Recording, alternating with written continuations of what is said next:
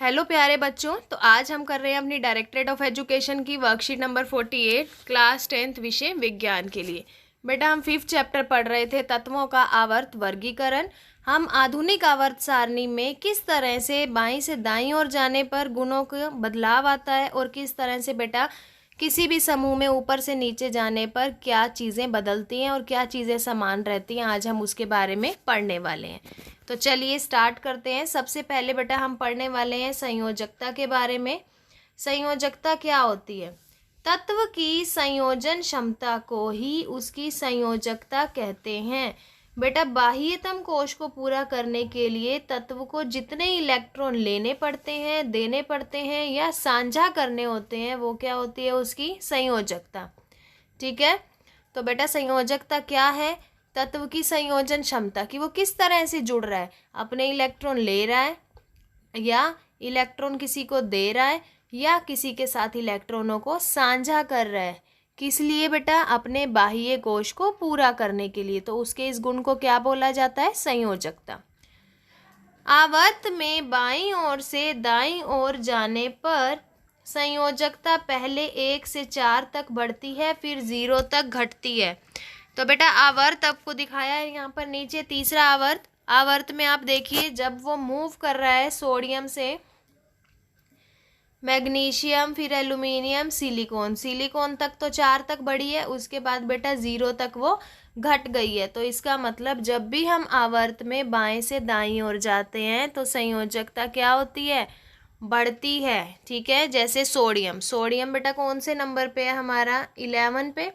11 का अगर मैं इलेक्ट्रॉनिक विन्यास करती हूँ तो 2 8 1, और इसका अगर मैं चित्र बनाती हूँ बेटा तो कैसा चित्र बनेगा? सबसे अंदर क्या होता है? नाभिक। ये हमारा के शेल है, ये हमारा एल है और ये क्या है? एम। के में कितने इलेक्ट्रॉन आ गए बेटा? 2। एल में कितने आ गए? 8।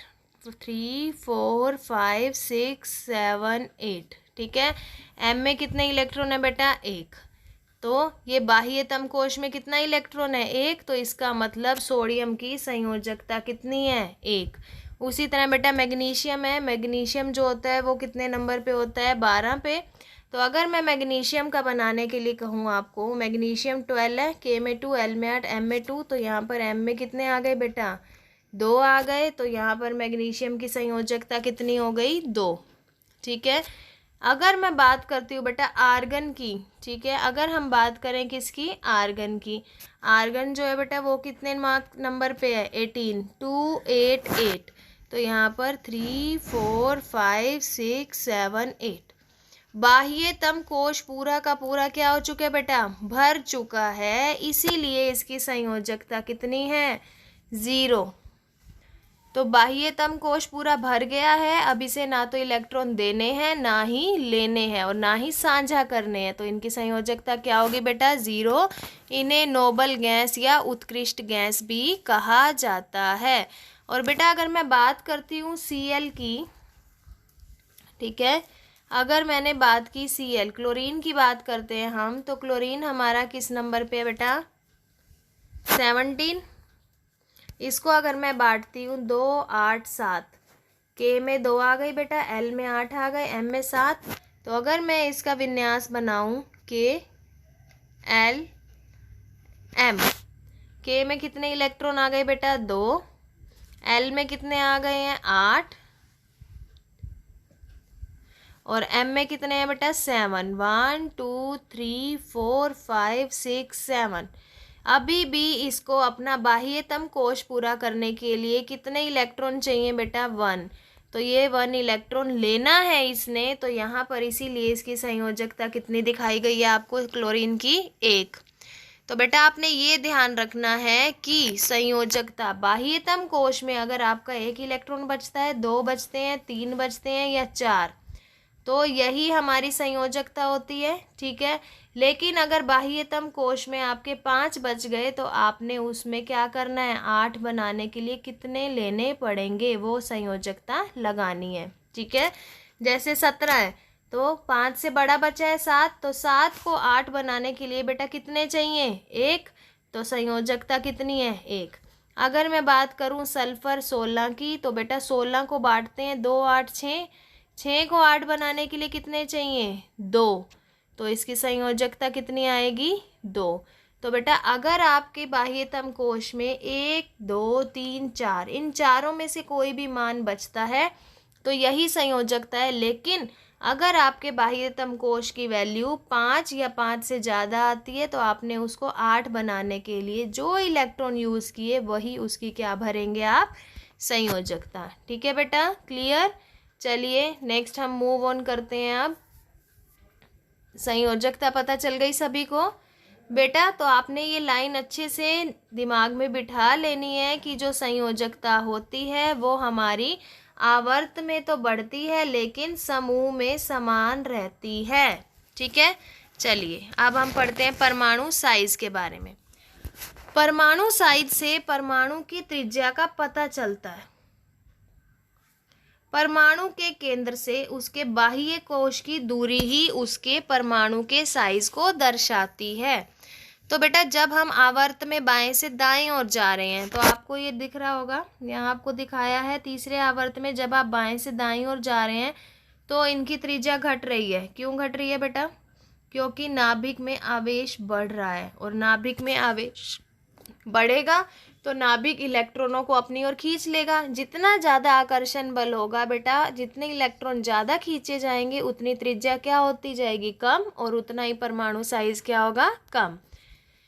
लेकिन बेटा अगर हम बात करें समूह की, तो समूह में जब भी हम ऊपर से नीचे की तरफ गति करते हैं तो परमाणु का साइज बढ़ता है। क्यों?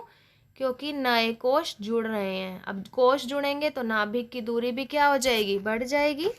जैसे बेटा बात करते हैं हम लिथियम की। अगर मैं आपको कहूँ लिथियम 3rd नंबर पे है, इसको अगर मैं बांटती हूँ 2 and 1, 2 कोश हैं यहाँ पर K और L। सोडियम की बात की बेटा मैंने KLM 2 8 1, कितने कोश हो गए 3। अगर मैं बात करती हूँ बेटा पोटेशियम 19 की KLMN 2 8 8 1, कितने कोश हो गए 4। तो आपने देखा जब भी हम समूह में ऊपर से नीचे की तरफ गति कर रहे हैं तो कोश बढ़ रहे हैं। पहले हमारे पास कितने कोश थे बेटा 2 कोश, फिर कितने हुए 3, और फिर कितने हो गए 4। और आप देखेंगे कि कोश जितने ज़्यादा बढ़ते जाते हैं नाभिक से उतनी ही दूरी क्या हो रही है उनकी, बढ़ती जा रही है। और नाभिक से दूरी बढ़ रही है तो इससे त्रिज्या भी क्या हो गई बेटा, बढ़ेगी। कैसे बढ़ेगी देखिए आप, ये हमारा नाभिक है। अगर मैं बात करती हूँ 2 कोश तो इलेक्ट्रॉन यहाँ होगा, ये हमारा नाभिक है।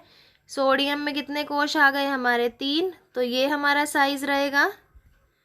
अगर मैं बात करती हूँ बेटा पोटेशियम की, पोटेशियम में क्या दिखाया गया आपको 4 कोश हैं, तो नाभिक के बाद KLMN तो 4 कोश हैं ये रहा। तो सब में ज़्यादा सबसे ज़्यादा की त्रिज्या क्या है बेटा, ये है K की, फिर Na की, और फिर किसकी है लिथियम की। तो समूह में जैसे ही हम ऊपर से नीचे की तरफ जाते हैं उनमें कोशों की संख्या बढ़ रही है, और बेटा जितने ज़्यादा कोश होंगे उतना ही क्या होगा, उसका परमाणु साइज बढ़ जाएगा। ठीक है, नेक्स्ट प्रॉपर्टी की तरफ चलते हैं हम। नेक्स्ट प्रॉपर्टी हमारी है यहाँ पर बेटा धात्विक गुणधर्म।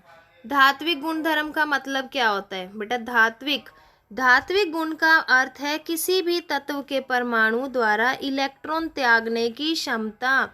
तो बेटा जो इलेक्ट्रॉन छोड़ देते हैं उनको बोला जाता है धातु, और ये हमेशा हमारी आवर्त सारणी में बाईं तरफ है। आप एनसीईआरटी की बुक में देखेंगे आपकी आधुनिक आवर्त सारणी के अंदर धातुएं बाईं तरफ है।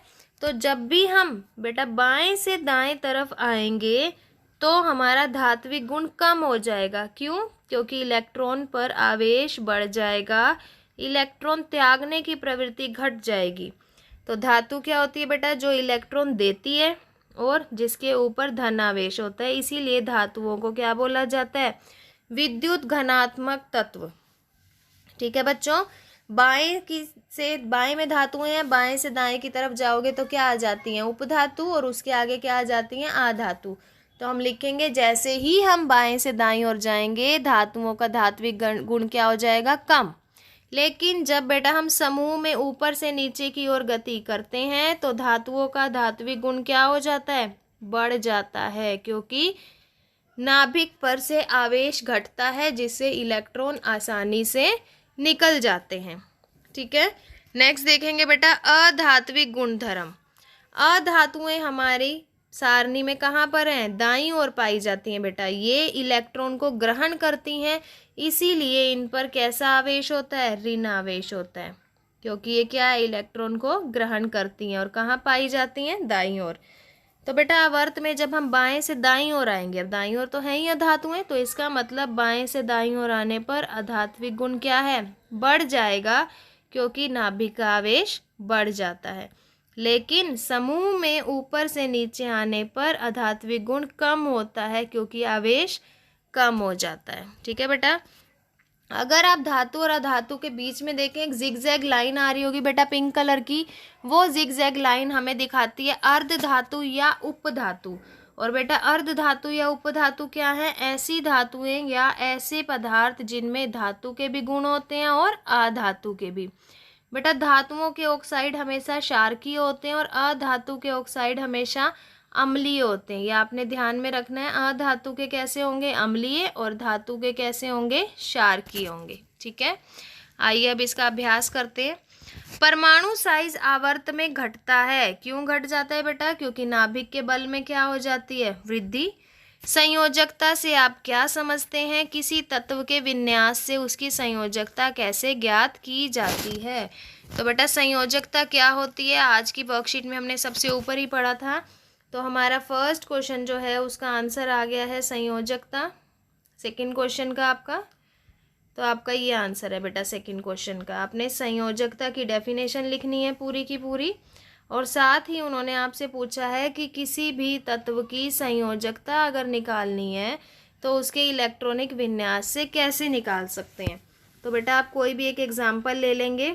फॉर एग्जाम्पल इसी का कर रही हूँ मैं। सोडियम ले लिया आपने 11 पे, आप इसे डिस्ट्रीब्यूट कर लीजिए पहले। के में 2, एल में 8, एम में 1, एन में कुछ भी नहीं है। अब हम इसके इलेक्ट्रॉनिक विन्यास से क्या निकाल रहे हैं बेटा? इसकी संयोजकता। संयोजकता क्या होती है?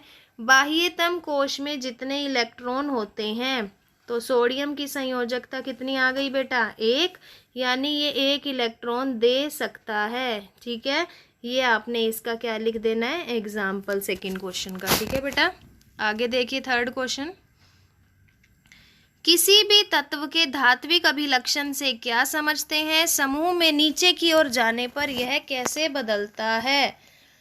तो बेटा धात्विक लक्षण की बात हो रही है, तो धात्विक लक्षण के बारे में पहले हम बताएंगे कि आखिर धात्विक गुण है क्या। तो धात्विक गुण देखेंगे। थर्ड क्वेश्चन का आंसर है बेटा ये हमारा। आपने ये डेफिनेशन लिखनी है। ठीक है, और थर्ड आंसर में उन्होंने क्या कहा है आपसे कि समूह में ऊपर से नीचे जाने पर, तो थर्ड आंसर में बेटा आपने ये भी मेंशन करना है कि जब भी हम समूह में ऊपर से नीचे जाते हैं तो धातु का गुण क्या हो जाता है? घट जाता है। तो थर्ड आंसर में आपने ये दोनों पार्ट एक्सप्लेन कर देने हैं। ठीक है, फोर्थ क्वेश्चन देखेंगे आप। समूह में नीचे की ओर आने पर, आवर्त में बाईं से और दाईं जाने पर परमाणु का साइज। तो बेटा परमाणु साइज के बारे में आपको यहाँ पर दिया ही हुआ है, तो आपने क्या कर देना है? इसको मेंशन कर देना है। एक तो आवर्त को मेंशन करेंगे आप और एक समूह को मेंशन करेंगे। तो आपके फोर्थ क्वेश्चन का आंसर है ये आपके पास। फोर्थ आंसर में आपने ये वाला लिखना है कि आवर्त में कैसे चेंज होता है और समूह में कैसे चेंज होता है। तो बेटा ये दोनों पार्ट आपको किस में लिखने हैं? फोर्थ आंसर में लिखने हैं। ओके, नेक्स्ट देखेंगे फिफ्थ क्वेश्चन। 4 तत्व हैं बेटा आपके पास PQRS, उनका विन्यास 12, 13, 14 व 15 है। बताइए Q की संयोजकता क्या होगी? तो बेटा Q की संयोजकता निकालेंगे हम। सबसे पहले हमें पता होना चाहिए Q उन्होंने दिया हुआ है हमें 13। बांट लीजिए आप, K L M 2, L में आते हैं 8, M में आ गए 3, तो Q की संयोजकता कितनी आ गई बेटा? 3। तो हम लिख देंगे Q की संयोजकता कितनी है? 3। इन तत्वों को धातु व अधातु में वर्गीकृत कीजिए। तो बेटा धातु जो इलेक्ट्रॉन दे सकती हैं, तो धातु कौन कौन होगी यहाँ पर? धातु आप लिखेंगे क्या है हमारी? P 2 इलेक्ट्रॉन दे सकती है। Q 3 इलेक्ट्रॉन दे सकती है बस। तो बेटा P और Q दो हमारी धातु हैं, और अधातु कौन सी होगी आपकी? S। तो S हमारी अधातु है, और P और Q दो हमारी क्या है बेटा? धातु। ठीक है, और S क्या है आपकी? अधातु।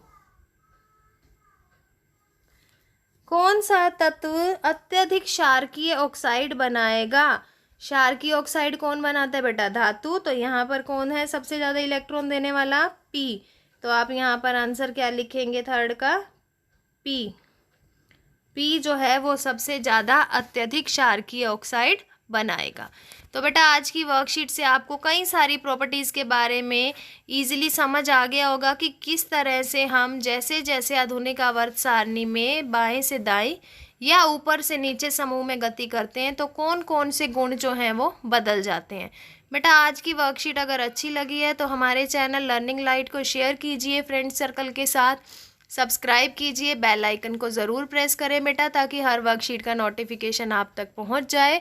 Thank you. Stay safe, stay healthy.